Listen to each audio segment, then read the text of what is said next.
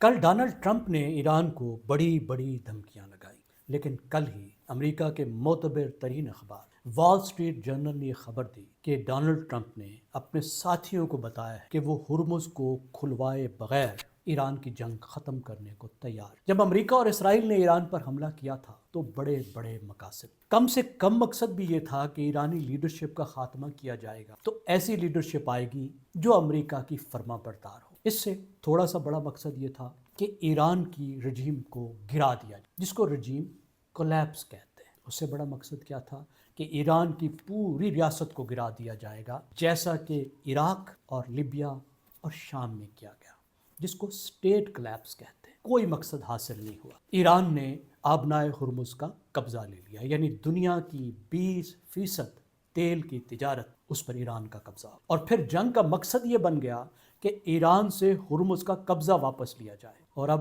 حال یہ ہے کہ امریکہ ایران سے ہرمز کا قبضہ واپس لیے بغیر وہاں سے بھاگنے کی تیاری کر رہا۔ آج ہم یہ دیکھتے ہیں کہ ڈونلڈ ٹرمپ نے ایران کو 3 بڑی دھمکیاں کون سی دی، ان پر عمل کرنا کیوں مشکل ہے۔ اور تیسری دھمکی کے بارے میں تو امریکی ماہرین خود کہہ رہے ہیں کہ اگر امریکہ نے اس پر عمل کر دیا تو پھر ایران امریکہ کا وہ حال کرے گا جو 1915 میں کمال اتا ترک نے برطانیہ کا کیا تھا، جس نے ایک ایسی ہی جگہ میں، ایسی آبنائے میں جس کا نام گیلپلی ہے، چرچل کی قیادت میں حملہ کیا تھا۔ سب سے پہلی دھمکی جس کا الٹیمیٹم اس وقت بھی موجود ہے، 21 مارچ کو ٹرمپ نے ایران کو دھمکی دی کہ اگر 24 گھنٹے کے اندر ایران نے آبنائے ہرمز کو نہ کھولا تو وہ ایران کے پاور پلانٹس کو اڑا دے گا۔ پھر اس نے 5 دن اس میں مزید رعایت دی، پھر 10 دن مزید بڑھا دیے، اور اس وقت نئی ڈیڈ لائن 6 اپریل ہے۔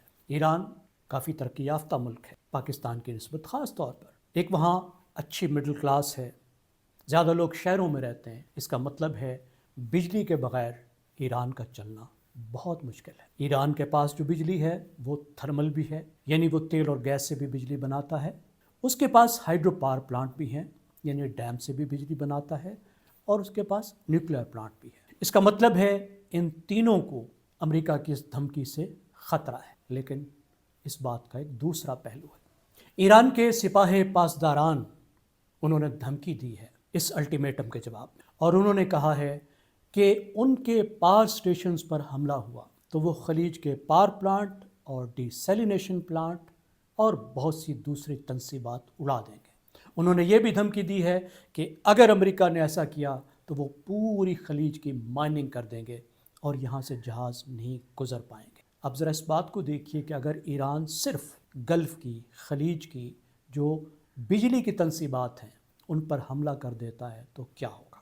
خلیج کا بجلی پر انحصار ایران سے کہیں زیادہ ہے، کیونکہ خلیج کا موسم بہت سخت ہے، بجلی کے بغیر وہاں زندگی ممکن نہیں۔ وہاں پانی بجلی سے حاصل ہوتا ہے، اس طریقے سے کہ سمندر کے پانی کو ڈی سیلینیشن پلانٹ میں لا کر صاف کیا جاتا ہے اور پھر اسے استعمال کیا جاتا ہے۔ تو اگر بجلی نہیں ہوگی تو ڈی سیلینیشن پلانٹ نہیں چلے گا اور وہاں پہ پانی نہیں ہوگا۔ لیکن اس سے زیادہ ایک اہم بات، کم از کم باقی دنیا کے لیے، وہ کیا ہے؟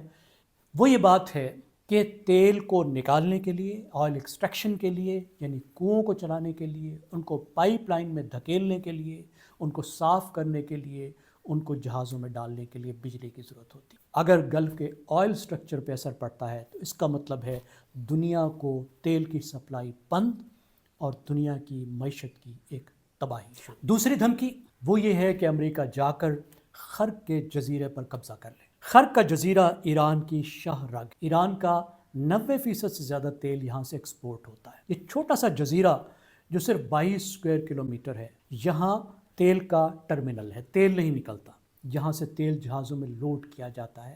ایران کا 90% تیل یہاں پہ پہلے بھی امریکہ 13 مارچ کو حملہ کر چکا ہے، لیکن اس نے تیل کی تنصیبات کو نقصان نہیں پہنچایا۔ تو بظاہر ایک پلان یہ ہے کہ امریکہ یہاں پر آ کے فوجیں اتارے اور اس پہ قبضہ کر لے اور ایران کو بلیک میں۔ کیا یہ کام اتنا آسان ہے؟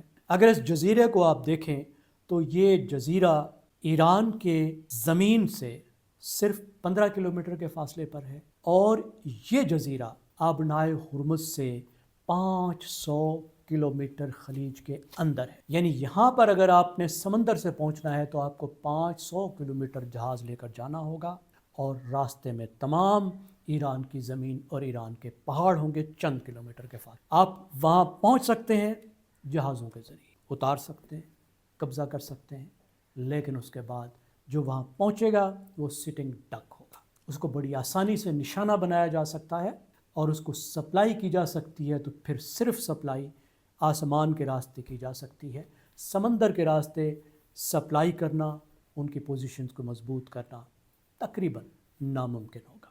اسی سے متعلقہ بات، اگر امریکہ خرب پہ قبضہ کر لے تو کیا ایران خاموش ہو کے بیٹھ جائے گا؟ جب اس کی شاہرگ امریکہ کے ہاتھ میں ہوگی تو وہ امریکہ کی شاہرگ اور دنیا کی معاشی شاہرگ کی طرف پلٹے گا. اس نے ایک اصول اپنایا ہے سیمیٹری آف پین، یعنی جتنی تکلیف مجھے دو گے اتنی تکلیف میں تمہیں دوں. تو اس کا مطلب یہ ہے کہ وہ قریبی ملکوں کی، خلیج کے دوسرے ملکوں کی تیل کی اہم ترین تنصیبات پر حملہ آور ہوگا، وہاں کی بڑی بڑی ریفائنروں پر حملہ آور ہوگا، اور دنیا کا 20% سے زیادہ تیل جو وہاں سے آتا ہے وہ سال ہا سال کے لیے دنیا کی معیشت سے غائب ہو جائے گا، کیونکہ ان ریفائنریز کو دوبارہ بنانا، بحال کرنا سالوں کا کام ہے، جس کے نتیجے میں دنیا دہائیوں کے لیے ریسیشن میں نہیں ڈپریشن میں جائے گی، یعنی دنیا کی خطرناک ترین معاشی بحران کی حالت ہوگی.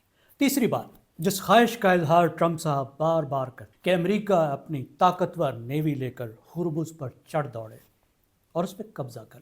ہرمز ایک تنگ سمندری راستہ ہے جس کے دونوں طرف پہاڑ ہیں، ایک طرف ایران ہے صرف چند کلومیٹر دور، اور ایران کیا کر سکتا ہے؟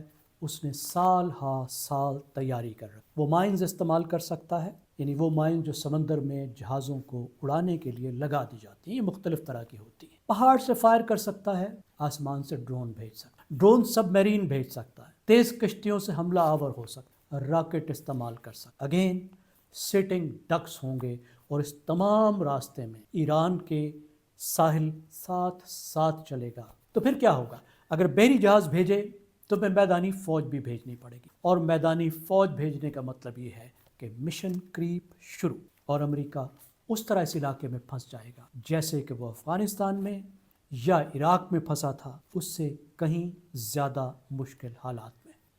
اس کا سب سے دلچسپ موازنہ گیلپلی سے کیا جا رہا ہے. 1915 میں الائیڈ فورسز، خاص طور پہ برطانیہ اور فرانس کی فوجیں چرچل کی قیادت میں ایک ایسی ہی تنگ جگہ ترکی میں جس کو گیلپلی کہتے ہیں وہاں پہنچی تھی. ان کا خیال تھا کہ اس آبنائے میں سے، اس راستے سے گزر کر وہ پہنچ جائیں گے استنبول تک اور ترکی کو الٹا کر کے رکھ. لیکن کیا ہوا؟ اس کے بالکل الٹ ہوا.